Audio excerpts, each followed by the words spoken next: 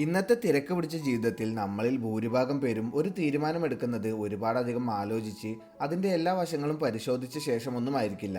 മിക്കപ്പോഴും അത് സംഭവിക്കുന്നത് പെട്ടെന്നുള്ള ഒരു ട്രിഗറിൻ്റെ പുറത്താകും.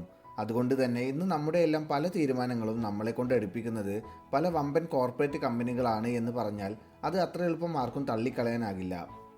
ഇന്ന് ഈ വീഡിയോയിലൂടെ കോർപ്പറേറ്റ് കമ്പനികൾ നമ്മളെ വരുതിയിലാക്കുന്ന ആ ടെക്നിക്കുകൾ ഉപയോഗിച്ച് എങ്ങനെ നമുക്കും മറ്റൊരാളെ കൊണ്ട് അയാൾ പോലും അറിയാതെ നമ്മുടെ ഇച്ഛയ്ക്കനുസരിച്ചുള്ള തീരുമാനങ്ങൾ എടുപ്പിക്കാം എന്ന് പരിശോധിക്കാം. അതുപോലെ ഈ വീഡിയോ മുഴുവനായി കണ്ടു കഴിയുമ്പോൾ നിങ്ങളെയും ഇതുപോലെ മറ്റേതെങ്കിലും വ്യക്തികളോ കമ്പനികളോ നിങ്ങൾ പോലും അറിയാതെ അവരുടെ തീരുമാനങ്ങൾക്കനുസൃതമായി കാര്യങ്ങൾ ചെയ്യിപ്പിച്ചിട്ടുണ്ടോ എന്നും മനസ്സിലാക്കാം. സോ അധികം ദീർഘിപ്പിക്കുന്നില്ല, let's get into the video.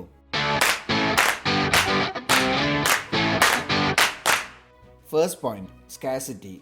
ഒരു ദിവസം പെട്ടെന്ന് റീസെൻ്റായി മാർക്കറ്റിൽ ഇറങ്ങിയ ഒരു പുസ്തകം ബാൻ ചെയ്യപ്പെട്ടു എന്ന് കരുതുക. പെട്ടെന്ന് തൊട്ടടുത്ത ദിവസം മുതൽ ആ പുസ്തകത്തിനായി ആളുകൾ തിരക്ക് കൂട്ടുന്നത് നിങ്ങൾക്ക് കാണാനാകും. അത് എന്തുകൊണ്ടാണെന്നാൽ എന്താണ് ആ പുസ്തകം ബാൻ ചെയ്യപ്പെടാനുള്ള കാരണം, എന്താണ് അതിനകത്ത് അടങ്ങിയിരിക്കുന്നത് എന്നറിയാനുള്ള ഒരു ക്യൂരിയോസിറ്റി ആളുകളെ അതിലേക്ക് ആകർഷിക്കും.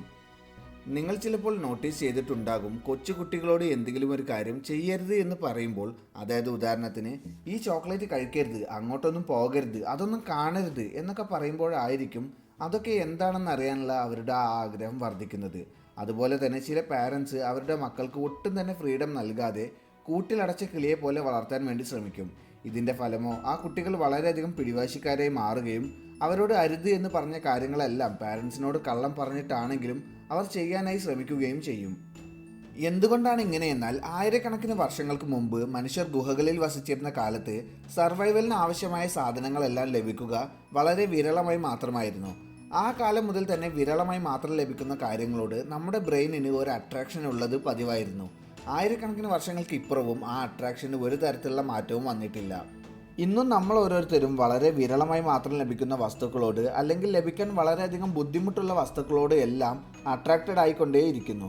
അതിനാൽ മോസ്റ്റ്ലി നമ്മൾ എപ്പോൾ ഒരു കാര്യത്തിനായി ആക്ഷൻസ് എടുക്കുന്നുവെന്നാൽ ഇപ്പോൾ ആക്ഷൻ എടുത്തില്ലെങ്കിൽ അത് കൈവിട്ടു പോകുമെന്ന് നമുക്ക് തോന്നുന്ന മൊമെൻറ്റുകളിലായിരിക്കും. ഇതിനൊരു ഉദാഹരണമായി ഞാൻ എൻ്റെ ജീവിതത്തിൽ നടന്ന ഒരു സംഭവത്തെ വിവരിക്കാം. വർഷങ്ങൾക്ക് മുമ്പ് ഞാനൊരു പ്രൈവറ്റ് കോളേജിൽ അഡ്മിഷനായി അന്വേഷിച്ച് ആ കോളേജിൻ്റെ പ്രൊപ്പറേറ്റർ അല്ലെങ്കിൽ ചെയർമാൻ എന്നൊക്കെ വിളിക്കാവുന്ന ഒരു വ്യക്തിയുമായി കൂടിക്കാഴ്ച നടത്തുകയുണ്ടായി. പ്രൈവറ്റ് കോളേജ് ആയിരുന്നതുകൊണ്ട് സീറ്റ് കിട്ടണമെങ്കിൽ പണം നൽകിയേ മതിയാവൂ എന്ന് എനിക്ക് നന്നായി അറിയാമായിരുന്നു. പക്ഷേ അപ്പോഴെൻ്റെ മനസ്സിൽ ജസ്റ്റ് ആ കോളേജിനെ കുറിച്ചും അവിടുത്തെ ഫീസ് ഘടനയെക്കുറിച്ചും പ്ലേസ്മെൻറ്റിനെ കുറിച്ചും മറ്റും ചോദിച്ചറിഞ്ഞ് പിന്നീട് ഒരാഴ്ചക്കകം വീട്ടിൽ പറഞ്ഞ് അച്ഛനുമായി വന്ന് അഡ്മിഷൻ എടുക്കാമെന്നായിരുന്നു. കൂടിക്കാഴ്ച അവസാനിക്കാറായപ്പോഴേക്കും അദ്ദേഹം കോളേജ് സ്റ്റുഡൻസിന് നൽകുന്ന ഓഫേഴ്സ് കേട്ട് എൻ്റെ കണ്ണ് മഞ്ഞളിച്ചിരുന്നുവെങ്കിലും അഡ്മിഷൻ ഒരാഴ്ചക്കകം എന്ന എൻ്റെ തീരുമാനത്തിൽ മാറ്റമൊന്നുമില്ലായിരുന്നു. എല്ലാം കഴിഞ്ഞ് അവസാനം ഞാൻ അദ്ദേഹത്തിനോട് ഓക്കെ സാർ, ഞാൻ ഒരാഴ്ചക്കകം അച്ഛനുമായി വരാം എന്ന് പറഞ്ഞു. അപ്പോഴദ്ദേഹം പറഞ്ഞത്, മോനെ നീ ഓൾറെഡി ലേറ്റാണ്, ഇനി ആകെ 2 സീറ്റ് മാത്രമേ ബാക്കിയുള്ളൂ, നീ 2 ദിവസം കഴിഞ്ഞ് വരാമെന്ന് പറഞ്ഞാലും എനിക്ക് ഉറപ്പില്ല നിനക്ക് സീറ്റ് തരാനാകുമോ എന്ന്, മിക്കവാറും ഇത് നാളെ തന്നെ ഫില്ലാകും എന്നായിരുന്നു.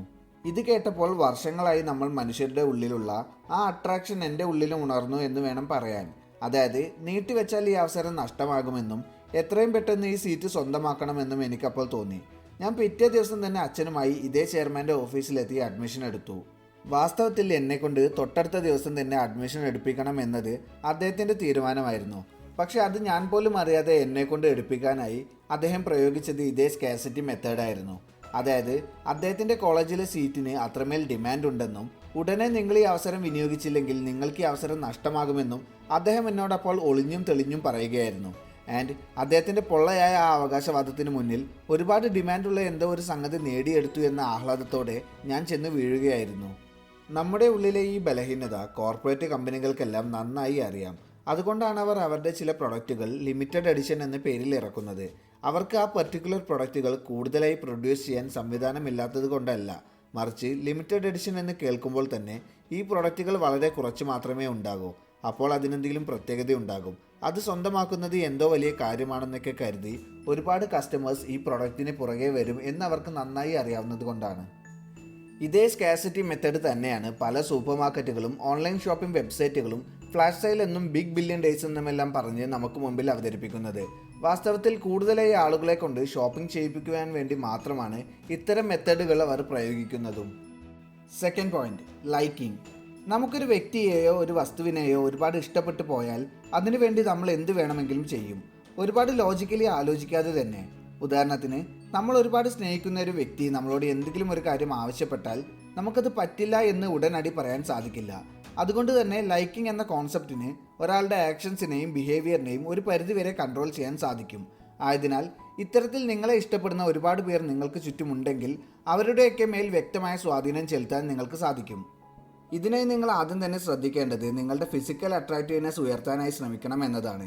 കഴിയുന്നിടത്തോളം ബോഡി നല്ല ഫിറ്റായി മെയിൻറ്റെയിൻ ചെയ്യുക, പ്രോപ്പറായ ഒരു ഡ്രസ്സിങ് സ്റ്റൈൽ ചൂസ് ചെയ്യുക, ഒരു നല്ല ഹെയർ സ്റ്റൈൽ ചൂസ് ചെയ്യുക എന്നിങ്ങനെ നിങ്ങളിൽ മറ്റുള്ളവർ അട്രാക്റ്റഡ് ആകാൻ എന്തെല്ലാം ചെയ്യാൻ സാധിക്കുമോ അതെല്ലാം ചെയ്യുക. ബിക്കോസ് അട്രാക്റ്റീവായ വ്യക്തികളോട് മറ്റുള്ളവർക്കുള്ള വിശ്വാസവും അടുപ്പവും കൂടുതലായിരിക്കും. എങ്ങനെ കുറെ കൂടി അട്രാക്റ്റീവ് ആകാം എന്നുള്ളതിനെക്കുറിച്ച് നമ്മൾ മുമ്പൊരു വീഡിയോയിൽ സംസാരിച്ചതാണ്. ആ വീഡിയോ കാണാത്തവർക്കായി വീഡിയോയുടെ ലിങ്ക് ഡിസ്ക്രിപ്ഷൻ ബോക്സിൽ കൊടുത്തിട്ടുണ്ട്. താല്പര്യമുള്ളവർ ഒന്ന് ചെക്ക് ചെയ്ത് നോക്കുക. ലൈക്കിംഗ് എന്ന കോൺസെപ്റ്റിലെ രണ്ടാമത്തെ പോയിന്റ്, സിമിലാരിറ്റി. അതായത് നിങ്ങൾക്ക് മുന്നിലുള്ള വ്യക്തിക്കും നിങ്ങൾക്കും എന്തെല്ലാം സിമിലാരിറ്റീസ് ഉണ്ടെന്ന് നോക്കുക. ഈ സിമിലാരിറ്റീസ് നിങ്ങളുടെ ഇൻട്രസ്റ്റിലോ ഒപ്പീനിയൻസിലോ ഹോബിയിലോ പേഴ്സണാലിറ്റിയിലോ ഒക്കെ ആവാം. കാരണം ഏതൊരു വ്യക്തിക്കും അവരുടെ അതേ ഇഷ്ടങ്ങളും ആഗ്രഹങ്ങളും നിലപാടുകളും ഒക്കെയുള്ള വ്യക്തികളോട് എളുപ്പത്തിൽ അടുപ്പം തോന്നും. മൂന്നാമതായി കോംപ്ലിമെൻറ്റ്. നമുക്കെല്ലാവർക്കും നമ്മൾ ചെയ്യുന്ന പ്രവൃത്തികളിൽ നിന്നും മറ്റൊരാളുടെ ആത്മാർത്ഥമായ അഭിനന്ദനം ലഭിച്ചാൽ നമുക്ക് അയാളോട് ഒരു പ്രത്യേക ഇഷ്ടം തോന്നും. ഉദാഹരണത്തിന്, നിങ്ങളുടെ ഒരു കൂട്ടുകാരൻ എപ്പോഴും നിങ്ങളെ കളിയാക്കിക്കൊണ്ടും കുറ്റം പറഞ്ഞുകൊണ്ടും ഇരിക്കുമ്പോൾ മറ്റൊരു കൂട്ടുകാരൻ നിങ്ങളെ എല്ലാ തരത്തിലും മോട്ടിവേറ്റ് ചെയ്യുകയും അപ്രിഷ്യേറ്റ് ചെയ്യുകയും ചെയ്യുന്നു. നിങ്ങൾക്കിതിൽ ഏത് കൂട്ടുകാരനായിരിക്കും ഏറ്റവും പ്രിയപ്പെട്ടതായി ഉണ്ടാവുക? തീർച്ചയായും നിങ്ങളെ മോട്ടിവേറ്റ് ചെയ്യുന്ന കൂട്ടുകാരൻ അല്ലേ? സോ കഴിവതും നിങ്ങൾക്ക് ചുറ്റുമുള്ള ആളുകളെ അവർ ചെയ്യുന്ന പ്രവൃത്തികളിൽ അതെത്ര ചെറുതാണെങ്കിലും ആത്മാർത്ഥമായി അഭിനന്ദിക്കാൻ ശ്രമിക്കുക. Third point, authority. ഒരു എക്സ്പെരിമെൻറ്റിൽ കുറച്ച് നഴ്സുമാരെ ഒരു ഡോക്ടർ അവരുടെ ഹോസ്പിറ്റലിൻ്റെ റൂൾസിന് എഗെയിൻസ്റ്റായി വർക്ക് ചെയ്യാൻ വേണ്ടി പ്രേരിപ്പിച്ചു. നഴ്സുമാരും അധികമൊന്നും ചിന്തിക്കാതെ ഡോക്ടറുടെ നിർദ്ദേശം അനുസരിച്ച് അദ്ദേഹം പറഞ്ഞതെല്ലാം ചെയ്തു. എന്നാൽ വാസ്തവത്തിൽ ആ ഡോക്ടർ ഒരു ഫേക്ക് ഡോക്ടർ ആയിരുന്നു. ഈ കോൺസെപ്റ്റ് ശരിയാണ് എന്ന് പ്രൂവ് ചെയ്യാൻ വേണ്ടിയായിരുന്നു ഇത്തരം ഒരു എക്സ്പെരിമെൻറ്റ് നടത്തിയിരുന്നത്. അതായത് ചെറുപ്പം മുതൽ നമ്മുടെ പാരൻസും നമ്മുടെ സൊസൈറ്റിയും നമ്മളെ പഠിപ്പിച്ചിട്ടുള്ളത് അതോറിറ്റീസിനെ പേടിച്ചും അവരെ അനുസരിച്ചും ജീവിക്കണം എന്നാണ്. ഉദാഹരണത്തിന്, ആദ്യം നമ്മൾ നമ്മുടെ പാരൻസിനെ പേടിക്കണം, പിന്നെ ടീച്ചേഴ്സ്, പിന്നെ പോലീസ്, ഗവൺമെൻറ്, അങ്ങനെ. അതുകൊണ്ട് തന്നെ ഇവരുടെയൊക്കെ കയ്യിൽ നമ്മളെ കൺട്രോൾ ചെയ്യാനുള്ള എന്തോ ഒരു പവർ ഉണ്ടെന്നും അവർ പറയുന്നതൊക്കെ അനുസരിച്ചില്ലെങ്കിൽ എന്തെങ്കിലും നെഗറ്റീവ് ഇമ്പാക്റ്റ് അത് ഉണ്ടാക്കുമെന്നും നമ്മളുടെ മനസ്സിൽ രജിസ്റ്റർ ആയിട്ടുണ്ടാകും. ഇനി പറയുന്ന 3 കാര്യങ്ങളാണ് അതോറിറ്റീസ് പറയുന്നതൊക്കെ കേൾക്കാൻ നമ്മളെ ഇൻഡയറക്റ്റായി പ്രേരിപ്പിക്കുന്ന 3 ഘടകങ്ങൾ. ആദ്യത്തേത് ടൈറ്റിൽ. ഒരു സാധാരണ മനുഷ്യൻ പറഞ്ഞാൽ കേൾക്കാത്ത പല കാര്യങ്ങളും ഒരു ഉയർന്ന സ്ഥാനത്തിരിക്കുന്ന വ്യക്തി പറഞ്ഞാൽ നമ്മൾ കേട്ടെന്ന് വരും. ഉദാഹരണത്തിന്, ഒരു സാധാരണ മനുഷ്യൻ ഒരു കുപ്പിയുമായി നിങ്ങൾക്കടുത്ത് വന്ന് ഇത് കൊറോണയ്ക്കുള്ള മരുന്നാണ്, ഇത് കഴിച്ചാൽ കൊറോണ വരില്ല എന്ന് പറഞ്ഞാൽ നിങ്ങൾ അയാളെ വിശ്വസിച്ചെന്ന് വരില്ല. എന്നാൽ ഇതേ മരുന്ന് ഒരു ഡോക്ടർ ഇത് കൊറോണയ്ക്കുള്ള മരുന്നാണ് എന്ന് പറഞ്ഞ് നിങ്ങൾക്ക് നൽകിയാൽ നിങ്ങളത് വിശ്വസിക്കും. കാരണം അവരുടെ ആ വലിയ ടൈറ്റിൽ അവർ പറയുന്നതൊക്കെ ശരിയായിരിക്കാം എന്നൊരു ഫീൽ നിങ്ങൾക്ക് നൽകും. രണ്ടാമത്തേത് ക്ലോത്ത്സ്. ഏതെങ്കിലും ഒരു പ്രത്യേക യൂണിഫോം ധരിക്കുന്നവരെയോ അല്ലെങ്കിൽ ഏതെങ്കിലും ഒരു റിലീജിയസ് വസ്ത്രങ്ങൾ ധരിക്കുന്നവരെയോ കാണുമ്പോൾ ഇതേ ഒരു ഫീലാണ് നമ്മൾക്കുണ്ടാകുന്നത്. അങ്ങനെയുള്ളവർ പറയുന്നത് എന്തും വാല്യുബിളായി നമുക്ക് ഫീൽ ചെയ്യും. അതുകൊണ്ട് തന്നെ ഈസിയായി നമ്മളെ മാനിപ്പുലേറ്റ് ചെയ്യാൻ അവർക്ക് സാധിക്കും. മൂന്നാമത്തെ പോയിന്റ്, ട്രാപ്പിംഗ്. അതായത് ഒരാളുടെ ബാഹ്യ ഘടകങ്ങൾ മാത്രം നോക്കി അയാളുടെ അതോറിറ്റിയും ലെവലും സോഷ്യൽ സ്റ്റാറ്റസും നമ്മൾ ജഡ്ജ് ചെയ്യുന്ന അവസ്ഥ. ഉദാഹരണത്തിന്, നാളെ നിങ്ങൾ പുറത്തു പോകുന്ന സമയത്ത് ഒരാൾ ഒരു ലക്ഷൂറിയസ് ആയിട്ടുള്ള ഒരു കാറിൽ വിലയേറിയ സ്യൂട്ട്സ് എല്ലാം ധരിച്ച് ബോഡി ഗാർഡ്സുമായി വന്നിറങ്ങി എന്ന് കരുതുക. അയാളെ കണ്ട മാത്രയിൽ തന്നെ നിങ്ങൾക്ക് തോന്നുക, വാവ്, ഏതോ വലിയ ബിസിനസ്സുകാരനാണെന്ന് തോന്നുന്നു, ആൾ ഭയങ്കര റിച്ച് ആണല്ലോ എന്നൊക്കെ തന്നെ ആയിരിക്കും. ഇനി ആ വ്യക്തിയോട് നിങ്ങൾ സംസാരിച്ചെന്ന് വരിക.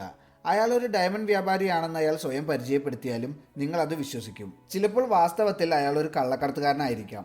പക്ഷേ അയാളുടെ ഗെറ്റപ്പും സെറ്റപ്പും അയാൾ പറയുന്നതൊക്കെ വിശ്വസിക്കാൻ നിങ്ങളെ പ്രേരിപ്പിക്കും. അതുകൊണ്ടാണ് പല ടൂത്ത് പേസ്റ്റ് കമ്പനികളുടെയും പരസ്യത്തിൽ മോഡൽസ് എല്ലാം ഡോക്ടറിൻ്റെ എല്ലാം വേഷത്തിൽ പ്രത്യക്ഷപ്പെടുന്നത്. കാരണം അപ്പോൾ അവർ പറയുന്ന കാര്യങ്ങൾക്ക് കൂടുതൽ വിശ്വസനീയത ഉണ്ടാകും. Fourth point, commitment and consistency. Korean war നടന്ന സമയത്ത് ചൈന അവരുടെ കൈവശം അകപ്പെട്ടു പോയ അമേരിക്കൻ സോൾജേഴ്സിൽ നിന്നും എന്തെങ്കിലും വിലപ്പെട്ട ഇൻഫർമേഷൻസ് ലഭിക്കുമോ എന്നറിയാനായി അവരെ വളരെ ക്രൂരമായി ടോർച്ചർ ചെയ്തിരുന്നു. എന്നാൽ എത്ര ഉപദ്രവിച്ചിട്ടും അവരാരും അമേരിക്കയ്ക്ക് എഗൻസ്റ്റായി ഒരു ഇൻഫർമേഷനും ചൈനയ്ക്ക് നൽകിയില്ല. എന്നാൽ ഈ സോൾജേഴ്സിനെ ചൈനയ്ക്ക് അനുകൂലമായി മാറ്റുന്നതിനായി ചൈനീസ് പട്ടാളം അവരിൽ ഒരു തന്ത്രം പ്രയോഗിച്ചു. പിന്നീടുള്ള ദിവസങ്ങളിലെല്ലാം അമേരിക്കൻ പട്ടാളക്കാരോട് ചൈനീസ് പട്ടാളം ഒരു പേപ്പറിൽ അമേരിക്കയ്ക്ക് എഗെയിൻസ്റ്റായും ചൈനയ്ക്ക് അനുകൂലമായും ചില കാര്യങ്ങൾ എഴുതാൻ വേണ്ടി നിർദ്ദേശിച്ചു. അതായത്, അമേരിക്ക ഒരു മോശം രാജ്യമാണ്, ചൈനയും കമ്മ്യൂണിസവും വളരെ മികച്ചതാണ് എന്നിങ്ങനെയുള്ള കാര്യങ്ങൾ. ഇങ്ങനെ കുറേ നാൾ പിന്നിട്ടപ്പോൾ പതിയെ അമേരിക്കൻ പട്ടാളക്കാരുടെ മനസ്സ് മാറി തുടങ്ങുകയും അവർ ചൈനയ്ക്ക് അനുകൂലമായി പ്രവർത്തിക്കുകയും ചെയ്തു. ഇതിന് കാരണം ഒരുപാട് തവണ അവർ ആവർത്തിച്ച് ചൈനയ്ക്ക് അനുകൂലമായി എഴുതിയ കാര്യങ്ങൾ അവരുടെ വിശ്വാസമായി പതിയെ രൂപപ്പെട്ടു എന്നതാണ്. ഉദാഹരണത്തിന് നമ്മുടെ നാട്ടിൽ ഒരുപാട് തവണയായി നമ്മൾ കേട്ടിട്ടുണ്ട് MLM എന്ന ടൈറ്റിലിൽ വന്ന പല തട്ടിപ്പ് കമ്പനികളും ആളുകളെ പറ്റിച്ച് കോടികളുമായി മുങ്ങി എന്ന വാർത്ത. ഇങ്ങനെ ഒരു വാർത്ത കേൾക്കുമ്പോൾ നമ്മളിൽ ഭൂരിഭാഗം പേരും ചിന്തിച്ചിട്ടുണ്ടാകും, ഇതിനു മുമ്പും എത്രയോ തവണ ഇതുപോലുള്ള തട്ടിപ്പ് കമ്പനികൾ ആളുകളെ പറ്റിച്ച് കോടികളുമായി മുങ്ങി എന്ന വാർത്ത നമ്മൾ കേട്ടിട്ടുണ്ട്. എന്നിട്ടും എന്തുകൊണ്ടാണ് ആളുകൾക്ക് ഇത്തരത്തിലുള്ള കമ്പനികളെ തിരിച്ചറിയാനോ അവരിൽ നിന്നും അകന്നു നിൽക്കാനോ സാധിക്കാത്തത്? ഇവരൊക്കെ ഇത്രയ്ക്ക് പൊട്ടന്മാരാണോ എന്നൊക്കെ. വാസ്തവത്തിൽ പറ്റിക്കപ്പെട്ട എല്ലാ ആളുകളും മണ്ടന്മാരായതുകൊണ്ടല്ല, മറിച്ച് ആ കമ്പനികൾ ഇതേ കമ്മിറ്റ്മെൻറ്റ് ആൻഡ് കൺസിസ്റ്റൻസി എന്ന മെത്തേഡ് ഈ ജനങ്ങളിൽ പ്രയോഗിച്ച് വിജയിച്ചത് കൊണ്ടാണ് അവർ പറ്റിക്കപ്പെട്ടിട്ടുണ്ടാവുക. അതായത് ഇത്തരം കമ്പനികളെ റെപ്രസെൻറ്റ് ചെയ്തു വരുന്ന അവരുടെ ഏജൻറ്റുമാർ ഈ പാവം ജനങ്ങളെ ഒട്ടനവധി മോഹന വാഗ്ദാനങ്ങൾ നൽകി ആദ്യം വലയിലാക്കും. എന്നിട്ട് അവരുടെ എല്ലാം കയ്യിൽ നിന്നും വളരെ തുച്ഛമായ ഒരു എമൗണ്ട് ആദ്യം വാങ്ങിച്ചെടുക്കുകയും ചുരുങ്ങിയ ദിവസങ്ങൾക്കുള്ളിൽ അവർ ആദ്യം ഓഫർ ചെയ്തതുപോലുള്ള സമ്മാനങ്ങളോ കമ്മീഷനുകളോ തിരിച്ചു നൽകുകയും ചെയ്യും. ഇത്തരത്തിൽ 1-2 തവണ ഇത്തരം കമ്പനികൾ അവർ ഓഫർ ചെയ്ത കാര്യങ്ങൾ അവർ കൃത്യമായി പാലിക്കുന്നു എന്ന് വരുത്തി തീർക്കും. ഇതോടെ ജനങ്ങൾക്ക് അവരുടെ മേലുള്ള വിശ്വാസവും ഇരട്ടിയാവും. അതായത് കമ്മിറ്റ്മെൻറ്റ് ആൻഡ് കൺസിസ്റ്റൻസി എന്ന മെത്തേഡ് പ്രവർത്തിച്ചു തുടങ്ങുമെന്ന്. ഇതോടെ ആളുകൾ എല്ലാവരും ഇനിയും കൂടുതൽ പണം ഇൻവെസ്റ്റ് ചെയ്താൽ കൂടുതൽ ലാഭം ഇതിൽ നിന്നും ഉണ്ടാക്കിയെടുക്കാമെന്ന ധാരണയിൽ കയ്യിലുള്ള പണമെല്ലാം ഈ കമ്പനികളിൽ കൊണ്ടുപോയി ഇൻവെസ്റ്റ് ചെയ്യും. കമ്പനികൾ അവരുദ്ദേശിക്കുന്ന ഒരു വലിയ തുക അവരുടെ കൈകളിൽ എത്തിക്കഴിയുമ്പോൾ പെട്ടെന്നൊരു ദിവസം ഷട്ടർ ഇടുകയും ചെയ്യും. കമ്പനികൾക്ക് വേണ്ടിയിരുന്നത് ഒരു വ്യക്തിയിൽ നിന്ന് ലഭിക്കാവുന്ന മാക്സിമം തുക അടിച്ചെടുക്കുക എന്നത് തന്നെയായിരുന്നു. എന്നാൽ ആദ്യം അവർ അതിന് മുതിരാതെ ചെറിയൊരു തുക അവരിൽ നിന്നും വാങ്ങിച്ചെടുത്ത് അതിന് തക്കതായ പ്രതിഫലം ജനങ്ങൾക്ക് തിരിച്ചു നൽകി അവരുടെ വിശ്വാസം നേടിയെടുത്ത് പിന്നീട് ഇതേ ജനങ്ങളെ കൊണ്ട് അവർ പോലും അറിയാതെ വലിയ തുകകൾ ഇൻവെസ്റ്റ് ചെയ്യിപ്പിക്കുകയായിരുന്നു. ഇതാണ് കമ്മിറ്റ്മെൻറ്റ് ആൻഡ് കൺസിസ്റ്റൻസി എന്ന മെത്തേഡിൻ്റെ ശക്തി. ഇന്ന് ഈ വീഡിയോയിലൂടെ ഞാൻ അവതരിപ്പിച്ച ഈ 4 പോയിന്റുകളും വ്യക്തമായി നിങ്ങളുടെ ജീവിതവുമായി ഒന്ന് ചേർത്ത് വെച്ച് ഒന്ന് അനലൈസ് ചെയ്ത് നോക്കിയാൽ നിങ്ങൾക്ക് മനസ്സിലാക്കാനാകും നിങ്ങളെ ഇതുവരെ ഇത്തരത്തിൽ ആരെങ്കിലും കൺട്രോൾ ചെയ്തിട്ടുണ്ടോ അല്ലെങ്കിൽ ഇപ്പോഴും കൺട്രോൾ ചെയ്യുന്നുണ്ടോ എന്ന കാര്യം. സ്വന്തം സ്വാർത്ഥ താല്പര്യങ്ങൾക്ക് വേണ്ടി മറ്റുള്ളവരെ ഏത് വിധേനയും മുതലെടുക്കാൻ അവസരം കാത്തിരിക്കുന്ന ഒട്ടേറെ പേർ ഇന്ന് നമുക്ക് ചുറ്റുമുണ്ട്. അവരിൽ നിന്നെല്ലാം രക്ഷ നേടാൻ ഒരു ചെറിയ അളവിലെങ്കിലും ഈ 4 പോയിന്റുകൾ നിങ്ങളെ സഹായിക്കും. അതുപോലെ നിങ്ങൾക്കും ഈ 4 പോയിന്റുകൾ ഉപയോഗിച്ച് മറ്റൊരാളെ ഈസിയായി മാനിപ്പുലേറ്റ് ചെയ്യാനാകും. തീർച്ചയായും നെഗറ്റീവായ ഒരു കാര്യത്തിനു വേണ്ടി നിങ്ങളിവ യൂസ് ചെയ്യില്ല എന്ന വിശ്വാസത്തോടെ നിർത്തുന്നു. Thank you and love you all. ഈ വീഡിയോ മുഴുവനായി കണ്ടതിന് നന്ദി. വീഡിയോ ഇഷ്ടപ്പെട്ടിട്ടുണ്ടെങ്കിൽ ഒരു ലൈക്ക് ചെയ്യാനും ചാനൽ ഇതുവരെ സബ്സ്ക്രൈബ് ചെയ്തിട്ടില്ലെങ്കിൽ സബ്സ്ക്രൈബ് ചെയ്യാനും മറക്കരുത്. ഇനിയും മുമ്പോട്ട് ഒരുപാട് നല്ല വീഡിയോസ് ലഭിക്കുന്നതിനായി സബ്സ്ക്രൈബ് ബട്ടൻ്റെ തൊട്ടടുത്തുള്ള ബെൽ ഐക്കണും എനേബിൾ ചെയ്യാൻ മറക്കരുത്.